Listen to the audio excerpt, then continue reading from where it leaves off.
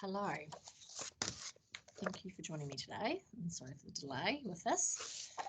My name's Kieran. As you know, I'm going to give you a bit of an update today on Australia's Northern Territory. So before I start, I want to respectfully acknowledge and honour the Aboriginal people of the Northern Territory and recognise the continuation of culture, connection to land, water and country. We pay our respects to elders past, present and future. So with the Northern Territory, so the regions of the NT. So to put it into context, we are top and centre of Australia. We have got two main regions. We refer to the top end, which includes Darwin, Kakadu, Arnhem Land, Katherine and the Tiwi Islands. And we have the red centre, which is Uluru, Alice Springs, Kings Canyon and Tennant Creek. So access into the NT. So we have an international gateway through Darwin. At the moment, we have flights coming in from Singapore with Singapore Airlines. They're flying 3 times a week, and these will be going up to 5 times a week from July, which is great. We also have access from Bali with Jetstar and East Timor with QantasLink and Air North. Qantas have recently announced that they are relaunching some of their domestic routes into the NT, which is great news for us. Last year they restarted the Cairns to Ayers Rock flight 3 times a week, which is good, and they're going to be starting the Cairns to Darwin flight, which will be at the end of March, and they'll be flying 4 times a week. So once they are flying, we'll have 3 airlines coming into Darwin from Cairns, which is Qantas, Air North and Jetstar. They're also going to be restarting the Canberra to Darwin flight that will come in 5 times a week between June and October, which is our peak season. There's other access to the NT via the eastern seaboard, and that's through Sydney, Brisbane, Adelaide and Perth. So the eastern seaboard is really important to the NT for connections into the NT. So having those Qantas flights restarted is really great news. We've got 3 main airports in the NT. They're in Darwin, Alice Springs and at Ayers Rock Airport. So there is a flight between Darwin to Alice Springs. It's 2 hours. It's run by Qantas, but we don't have any flights into Uluru from Darwin or Alice Springs. There's also access into the NT on the Ghan, which is the beautiful luxury train that travels up from Adelaide. We have road connections into the NT. We work closely with Tourism South Australia on the Explorers Way, which is the road between Adelaide and Alice Springs and Darwin. And we also have a lot of cruise coming into Darwin. So that has restarted this season, which has been fantastic news. There's a lot of people coming on those cruise ships, which is great for Darwin City. So the weather in the NT. So it's quite different to the rest of the country. We've got, with our 2 main regions that I've mentioned, the weather in both is really different. So we're currently in the tropical summer in the top end, and this runs until April, and the temperatures get up to about 33 degrees. So we have those real tropical features at this time of the year. We have the high heat and the high humidity, probably quite similar to Asia.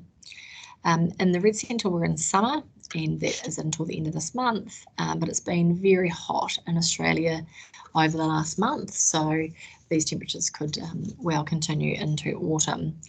And summer in the NT, in the red centre, is a very hot, dry heat, so while it's saying it's 35 degrees, it can actually feel like it's quite a bit warmer than that.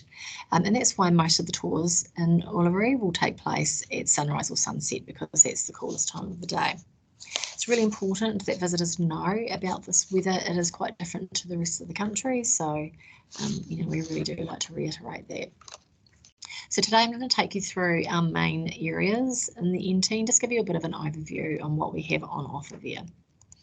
So starting in Darwin, so it's our main city and it's well known for its outdoor tropical lifestyle and its welcoming and laid back vibes. So if you've ever been to Darwin, you'll know as soon as you get off that plane, you know you're on holiday. The weather's hot and it's a little bit steamy. It's really lovely. They enjoy an average temperature of about 32 degrees all year round. So it's Australia's smallest capital city, but it's very culturally diverse. There's about 50 nationalities living in Darwin, and it has a really strong Asian influence because of its close proximity. So Darwin is the gateway to the top end. So from Darwin, you can go into Kakadu, Arnhem Land, Litchfield, Katherine or the Tiwi Islands by day tour, or by multi-day tour. Some of the activities we have on offer, we have great markets during the summer. The Mindil Beach markets are really well known. Access to great nature and wildlife, and that's going into those more regional areas. We have beautiful sunsets, there's lots of sunset cruise options, and we have a diverse art, history and culture on offer, and that's to do with the history of the World War II bombing that we celebrated the anniversary of yesterday, actually. We have great events and festivals taking place in Darwin as well. So some of the activities on offer. On the harbour, we have 007. They run a jet ski operation. They have a variety of tours that you can do during the day. We have Darwin airboats or adventure boats, and they run the airboat tours around the Darwin Harbour.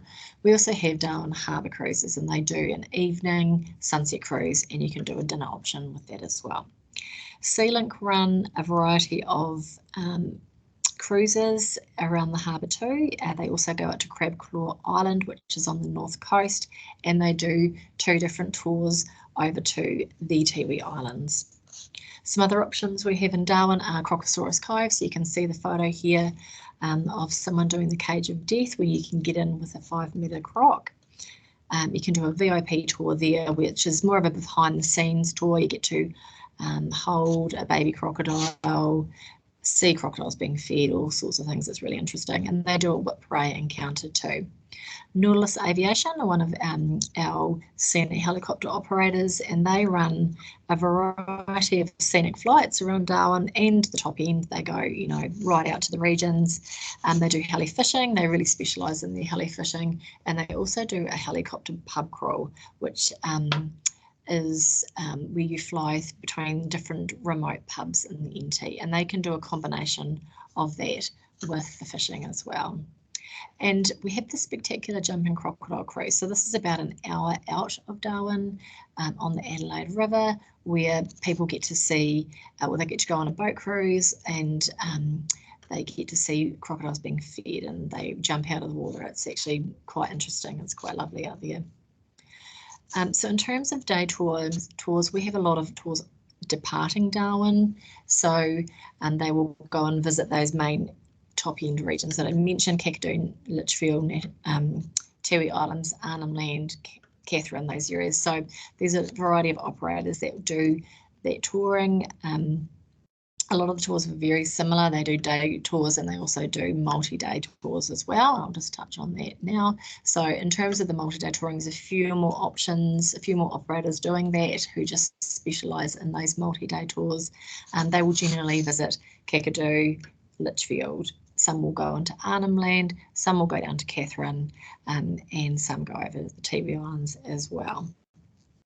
And we have a couple of operators that run more high-end specialised tours, and that's Lords, Kakadu, Arnhem Land Safaris and Venture North. They have the small luxury vehicles, and they take their guests into Arnhem Land, and they will stay in sort of higher-end camping, glamping, I guess, in Arnhem Land, which is a really interesting option. We also have the Garn, which is the high-end train, which travels from Darwin down to Alice Springs and into Adelaide. So Kakadu National Park, so it is 3.5 hours from Darwin. It's a really easy drive. Driving in the NT is super easy. There's not a lot of traffic. So Kakadu is Australia's largest national park, and it's dual listed as a UNESCO World Heritage listed site for its natural history and Aboriginal culture.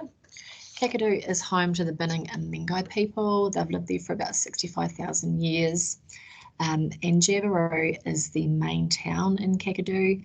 It is home to about 1,000 people. It's pretty small, but Jabiru has got all the amenities people need. However, if you're self-driving or if someone's coming on a tour, I would always advise that they have a good stock up in Darwin before they leave. There's just probably a bit more options in Darwin. So Kakadu National Park is definitely best explored on a tour. There's a lot of history that people will miss if they self-guide.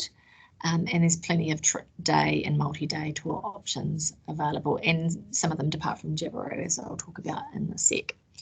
You need a Parks Pass to go into Kakadu National Park. They're about $25 per adult, and they last for 3 days.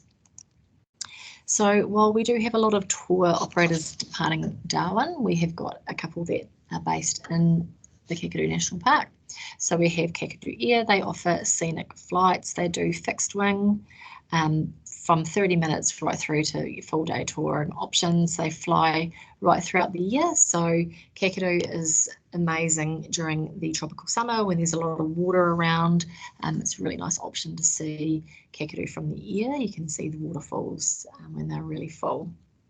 Kakadu Cultural Tours, they run the Galinyambi tour, which you can see in their top left-hand photo. It's a 1 hour, 45-minute tour on the East Alligator River. It's really interesting, really focusing on the Aboriginal culture. And they cross over to Arnhem Land as well, so everyone can get off the boat and actually go into Arnhem Land, which is quite special. They also run a multi-day tour called a full day tour called the Arnhem Lander, and that will take guests into Arnhem Land. They go to see some rock art sites which are not accessible to everybody. You need a permit to go into Arnhem Land, so it is quite a special experience to go across there. They also go to a cultural centre in Arnhem Land, and people get the opportunity to buy some Aboriginal artefacts, some baskets or artwork. It's really interesting to be able to go and do that.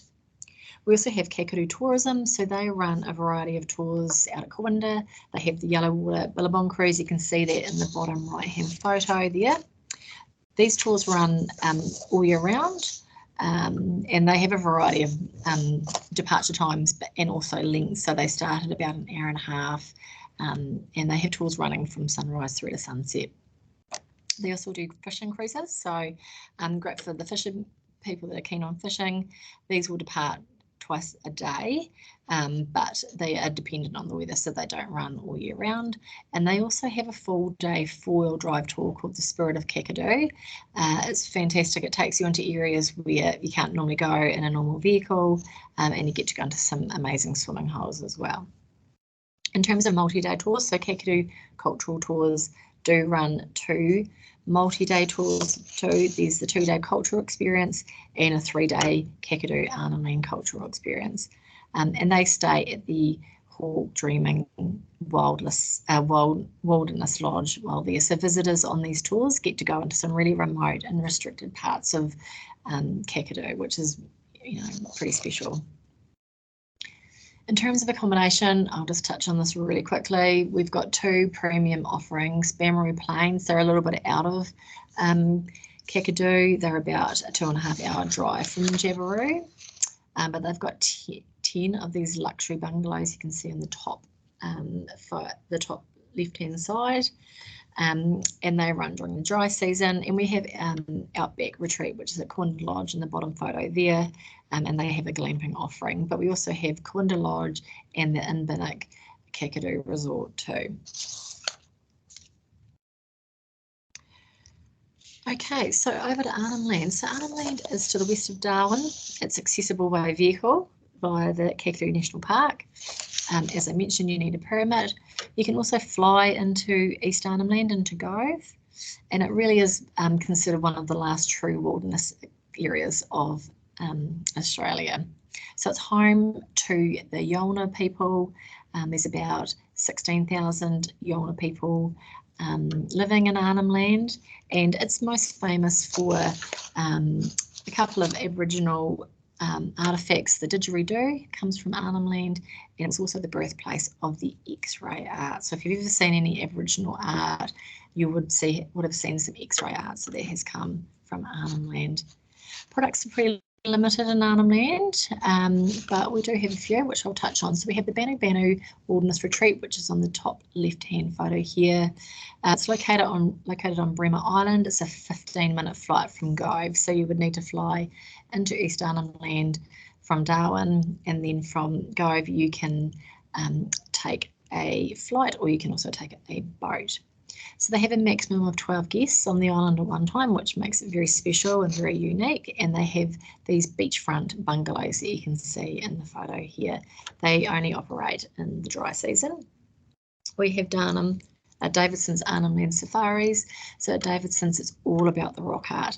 They have a significant section of their property, which is a registered sacred site, and they have permission from the local traditional owners to be able to take guests into these sites, which is a really unique experience in Australia. So they're getting into Davidson's, you can either do a 1 hour flight from Darwin or you can do a 4 hour flight from Darwin, so it is pretty remote.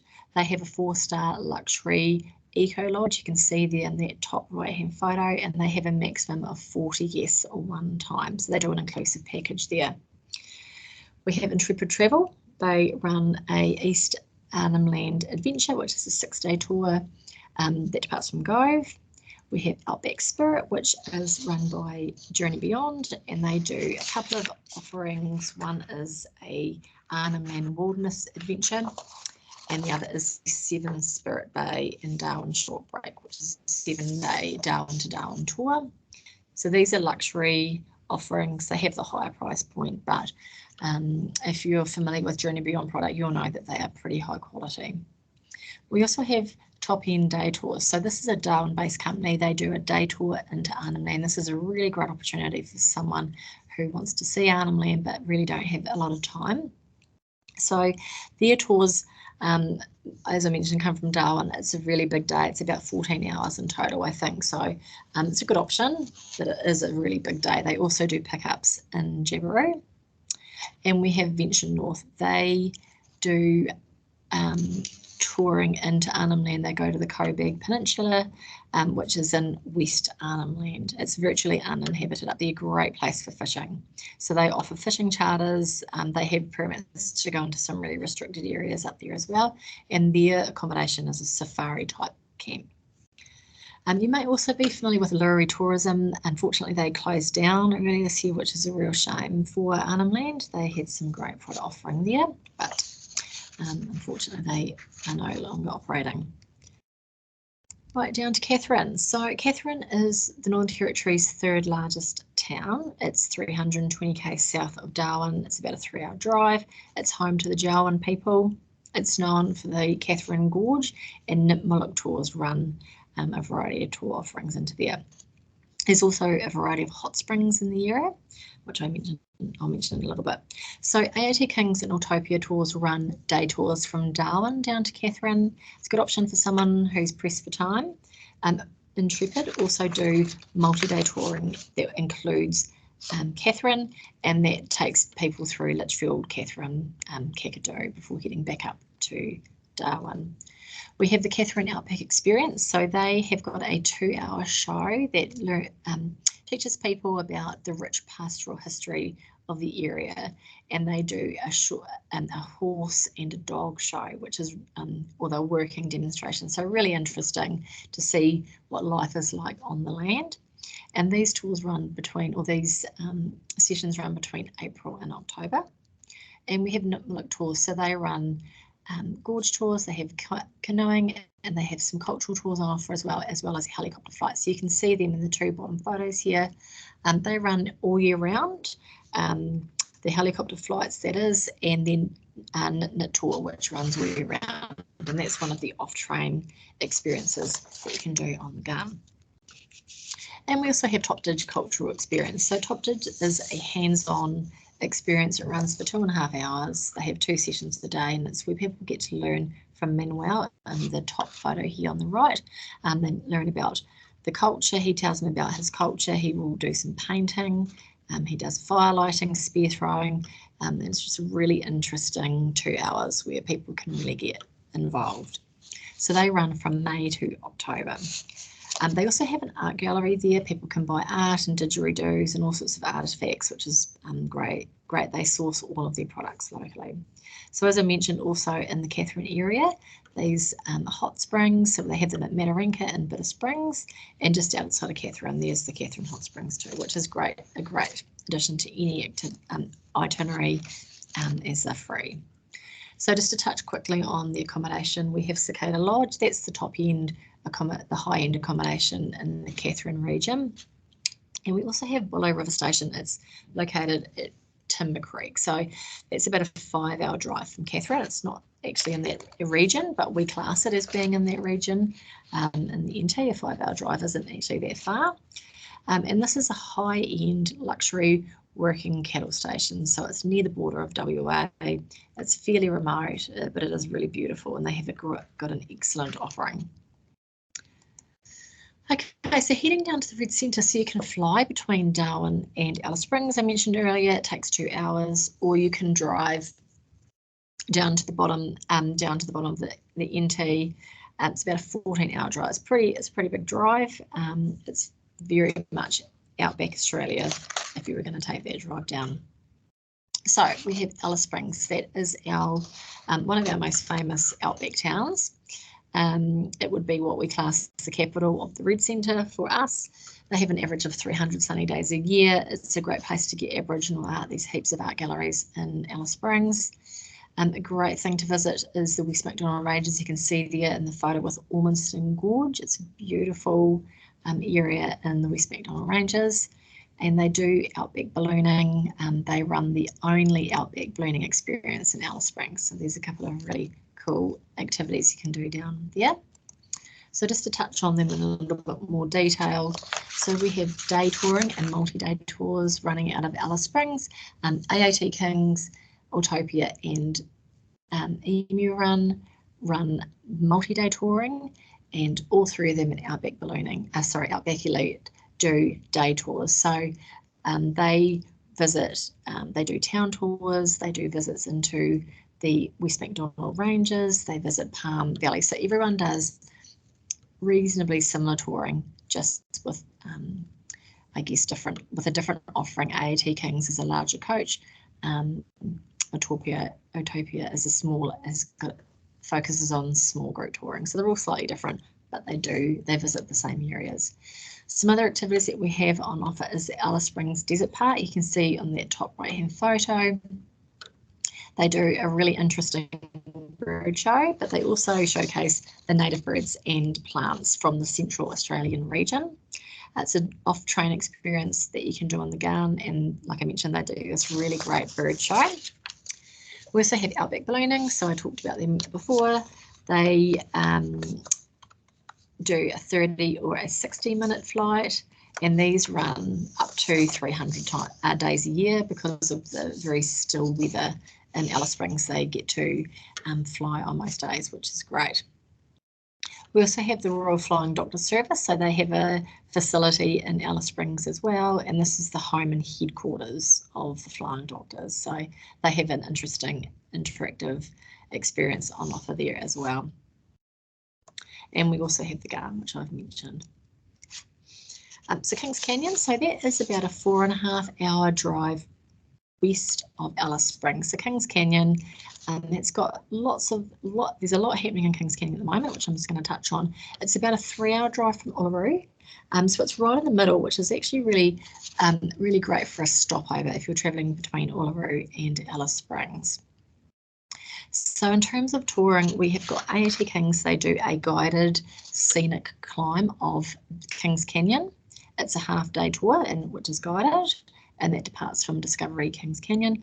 We have the Kark Aboriginal Cultural Experience. They are located near Kings Creek Station. It's a 1-hour experience, and it's run by the traditional owners, Christine and Peter. And you can see Peter here in that bottom left-hand photo. On this tour, you get to experience bush tucker. They teach you all about medicine, about weapons, and how they use the seeds for jewellery and all sorts of things. And at the end, you have the opportunity to buy some art or to buy some jewellery, which is really nice.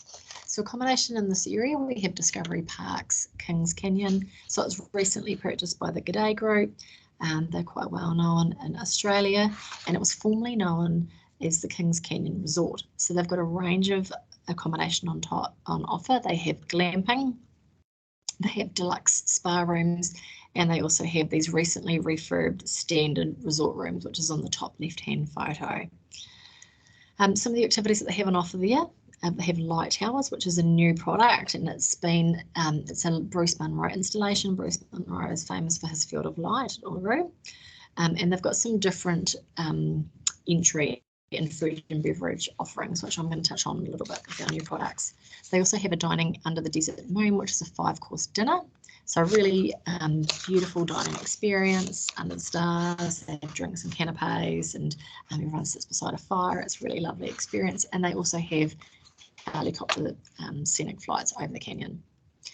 We have Kings Creek Station, so it's another accommodation provider. They're about half an hour away from the canyon.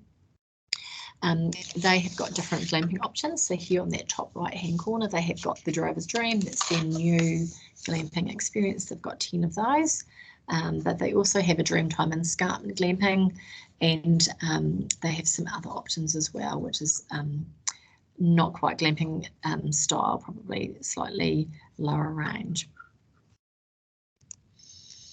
And next we have Uluru. So I'm sure you've heard of Uluru.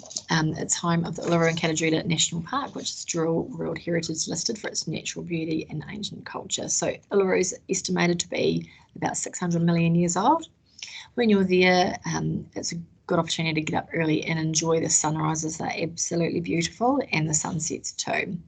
A visit to the Uluru Katajuda Cultural Centre is a must-do. It's full of really interesting information. You can often go there and they'll have some of the local ladies there telling their stories, lots of interesting interpretation, and they've got a place you can buy art and all sorts of artefacts, which is great. So another thing you should need to do when you're in Uluru is Dine Under the Stars. So there's quite a few different options on offer, which I'll mention shortly. So really important to note that Uluru is 450 kilometres from Alice Springs. So people think that they can come and do it as a day trip. It's not something that we would recommend. It's a really long drive. So definitely, not something that we would ever promote. So some day tour offerings that they have in Uluru. So Kings Canyon, Emirang, See It. They all run really similar tours. They do sunrise, sunset. They do sacred sites. Lots of touring options around Uluru and Katajuda, and they all pick up from Ayers Rock Resort, which is the only accommodation provider at Uluru. Some other activities that are on offer are Uluru Astro Tours. They do a 2-hour evening tour of the night sky. These Uluru Chinese tours. They've got a range of day and multi-day tour in language at Uluru. We have Uluru Segway tours, so the base to get around the base of Uluru is about 11 kilometres, and so it's quite a long walk. So doing a Segway tour around the base of Uluru is a great option. It's really fun. It's a really engaging activity. They've got 3 different tours on offer. And we have Voyages Indigenous Tourism Australia. So they have got a variety of tour options on offer, and one is their new Wingiri Roru, which is their new product, which I'm going to talk about in a little bit. They also have a Desert Awakenings tour, which is a sunrise tour. They have breakfast, and then visitors get to go to the cultural centre. And they have Field of Light, which I mentioned earlier is the Bruce Munro Field of Light. There's 50,000 spheres of light. You can do a sunrise tour there, or you can do a sunset tour there. And with their sunset tours, they have a range of food offerings. You can do canapes, or you can do a sit-down dinner, so lots of options there.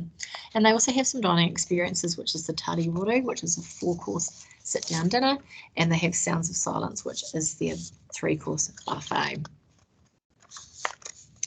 So other activities on offer is Maraku Arts. So they are owned and operated by the Anangu people, which is the Aboriginal people of the western and central deserts of Australia. They're located in the town centre of Ulara, which is the main town at Ayers Rock. And they do dot painting workshops here. They go for about an hour and a half. It's a really fun way to learn about the Aboriginal history. They teach everybody about Aboriginal symbols, and then everyone gets to sit down and do their own painting. We also have professional helicopter services in NT, so they do a range of scenic helicopter flights over Uluru, Katajuda out to Lake Amadeus, and they also fly to Kings Canyon too.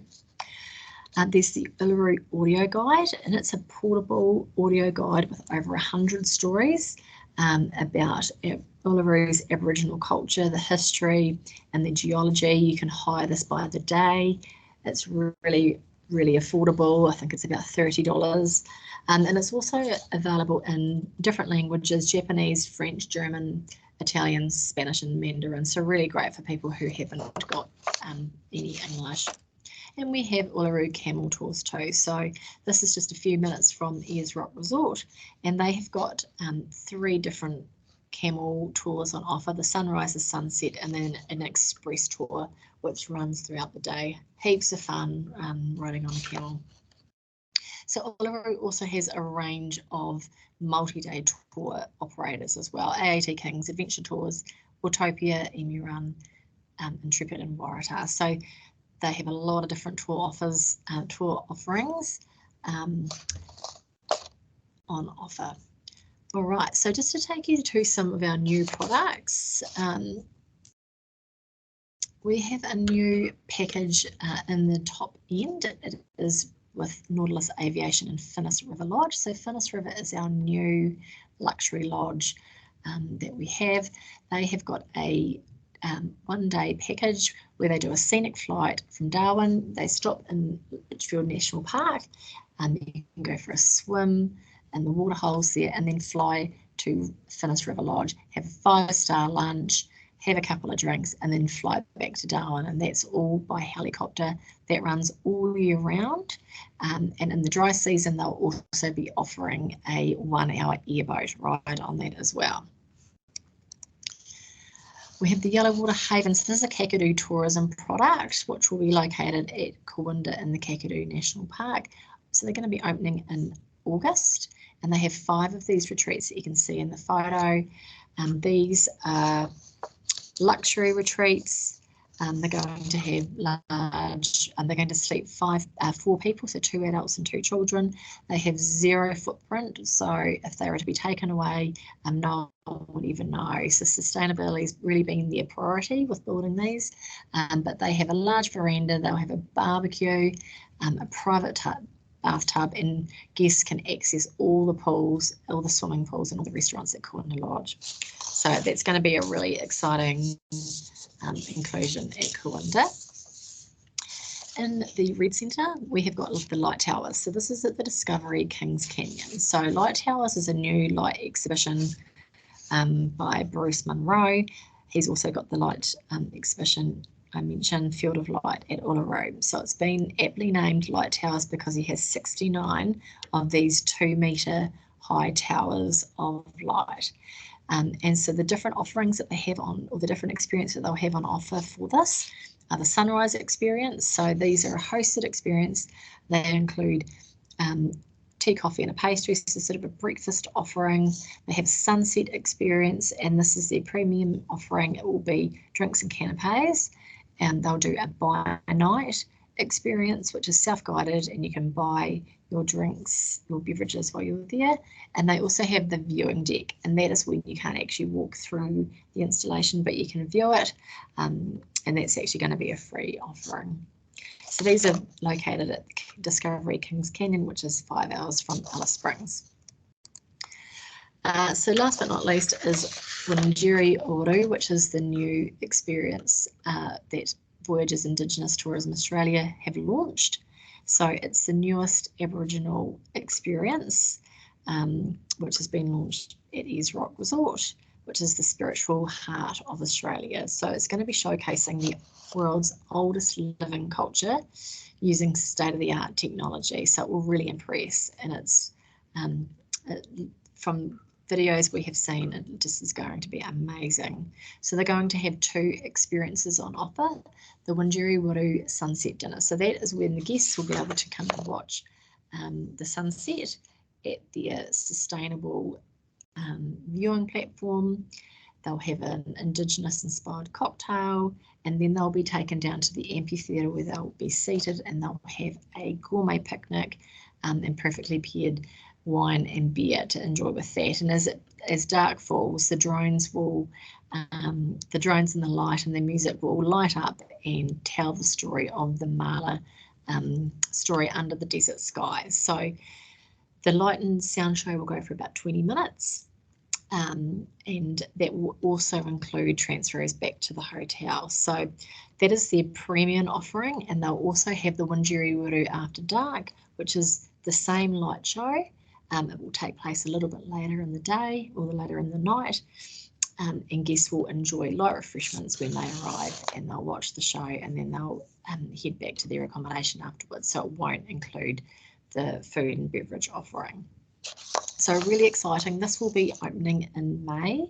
Tickets are now on sale, so it's long awaited. We've been waiting for this for a really long time, so we're very, very excited. So that is it from us.